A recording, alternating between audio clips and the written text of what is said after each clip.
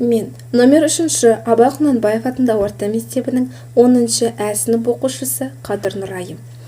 Мен Абай Құнанбайұлының туылған күніне аталып өтіп жатқан Абайды оқы таңырқат челленджін қабылдаймын. Абай Құнанбайұлы. Күз. Бұл түсі суық қаптайды аспан. Күз болып дымқыл тұман жерді басқан. Білмеймін тойғаныма, тоңғаныма, жылқы ойнап бие қашқан, тай жарысқан. Жасыл шөп бәшешек жоқ бұрынғыдай. Жастар күлмес, жүгірмес, бала шулай. Қайыршы шал кемпірдей түсі кетіп, жапырағынан айырылған ағаш қурай. Біреу малма сапсиды салып ин, салбыраңқы тартыпты жыртық киім. Енесіне ертіптіп шуда жібін, жас қатындар жыртылған жамай дейін. Қастырна қатарланып қайтса бермен, астында ақ шымшы жүр ол бір керуен.